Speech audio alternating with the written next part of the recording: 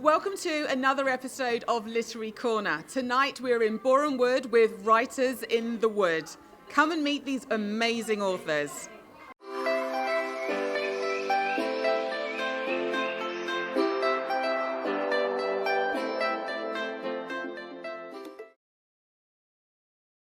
Tell me all about Writers in the Wood. Okay, so Writers in the Wood is a Facebook group. Yeah. And we have almost 300 members now. And we started about 3 years ago. And it's bringing a community of writers together so that we can all connect with each other and share ideas and support each other. So originally I wanted to join a writer's circle because I had just written my first book. Okay. And I couldn't find one locally, so I thought I'd start one up myself and thought maybe a few people might, be interested. And I didn't know how many local writers and authors there were. And now I realise there were a lot more than I had anticipated, which is amazing because they're lovely people. We'll read out like parts of our work and talk about things that we're doing with regards to our writing, maybe like book signing events and book launches and editing and things like that. Anything else? And you can kind of share skills and tips with each other. Is that what you do? Yes, we do, yes. Okay, do you actually tell each other like your book ideas? We have been known to share ideas. Wow. Some people are a bit more cagey than others, including me. Sure. But yeah, I mean, it's nice to hear there's lots of different people, lots of different minds, and so therefore lots of different ideas. But how you write those ideas would be completely different person to person. The park was colourful, the air was fresh, and then in a very slow and lazy voice, Jerry, a very tall and slender giraffe, said, "Good afternoon, what a lovely day it is." He was munching on a big leaf. Sarah asked merrily, "Is it as nice up there as it is down here, Jerry?" But before Jerry could answer, Timmy was already telling Jerry where they were going. "Hi, my name's Victoria Hart and I'm the author of Charlie's Cream Tea. I hope you grab a copy and enjoy it." Your book says Victoria Hart, It not does. Michelle. Can No. you explain that for me? Okay, so I thought it would be a nice thing to do. My middle name's Victoria and I'm named after my grandma, so I thought I would publish in her name as I thought it would be something nice to do. I started writing the book about 5 years ago. Okay. And 3.5 years ago I had it published, self-published. Right. And then I met Lorraine from Writers in the Wood. Yeah. And we started signings together and trying to get into shops. Yeah. And we go into schools. It was so cold this morning. Germany was definitely colder than the UK. It was a 30 minutes journey to the airport, and all I could think of was getting into the bus and out of the cold. These thoughts were going through my mind when I overheard a conversation between two American women standing nearby. One was telling her friend that since they do not check tickets, she wouldn't pay for the bus ride to the airport.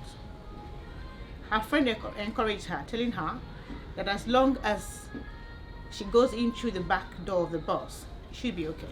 I actually started blogging on Facebook. Wow. So I'm a blogger. Right. I started with blogging. Okay. And I got really good feedback about what I was doing. What was your blogging topic? Initially, I was just blogging about topical issues, politics, everything. Okay, I write about anything. Yeah. But lately, I've been blogging about my commute on the, on the trains in London. Yeah. Yeah, so that's the latest one. So I went then- from blogging to writing. I planned a workshop for women. And then the information was so good, I said, I need to put this in a book so other women could, have access to it. So, and then my first book was just a series of about 40 articles that I wrote, so I had to publish them. Hello, I'm Deborah Shyman, and my book is Travels with My Teddy Bear. Subtitle, which explains more what the book is about, is Travelogues and Musings of a Woman with Asperger's Syndrome and her teddy bear, Bear Sack.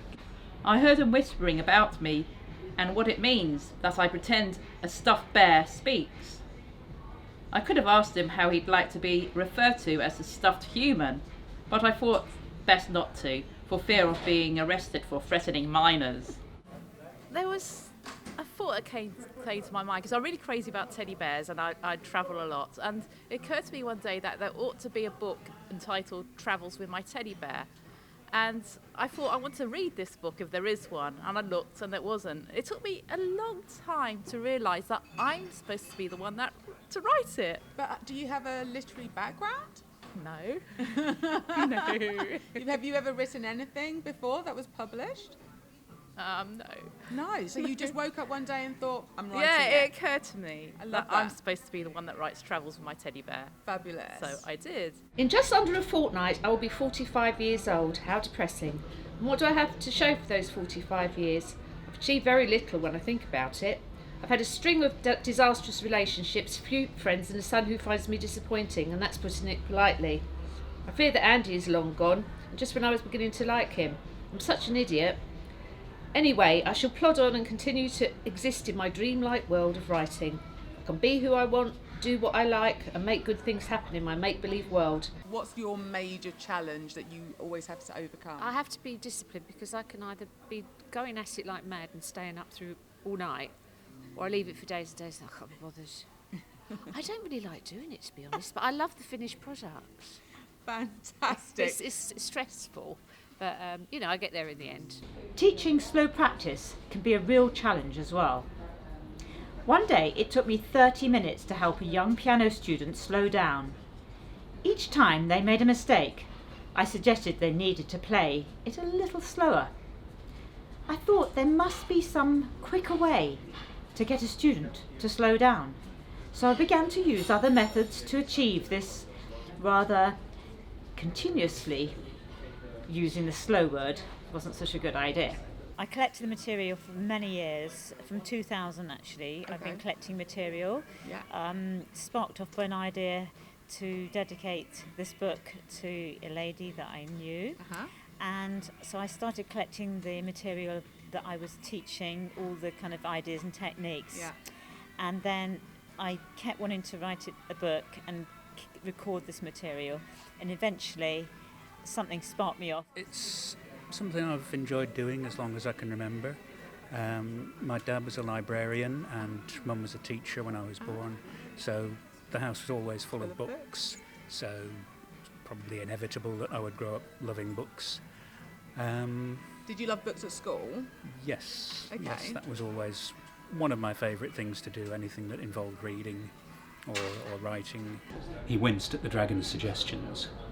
I had thought, O great dragon, that the mere sight of you would terrify them into leaving us alone. Perhaps. And what do you offer me in return for ridding you of these vermin? The pirates have a great hoard of treasure on their ships and in their home port. Gold, silver, precious jewels. If you defeat them, it is yours. The dragon did not reply. The corners of its mouth lifted, revealing glistening white teeth. Its nostrils narrowed, and a sound like a tree falling filled Aiko's mind. You know far more of our ways than I would have expected of any man-thing. I tried to do a few hundred words after breakfast, and I found if I stick to that, it kind of puts the story in my mind for the rest of the day, so that when I've finished all the other things I have to do, like work, I'm eager to come back to it in the evening and do a few more 100 words. What's the number one thing that's really been magic for you in this particular group? I think the number one thing for me has been meeting amazing people and making some really cool friends. I would list them, but there's so many. But they've inspired me so much to continue writing and publishing my work. And I can't really thank them enough for that, because it's like something I've never had before, so it's really nice. I am the part of your universe that keeps secrets locked away. But perhaps scientists will find the answers that you are looking for someday. That concludes another episode of Literary Corner for Hertsmere TV. Thank you everyone at Writers in the Word.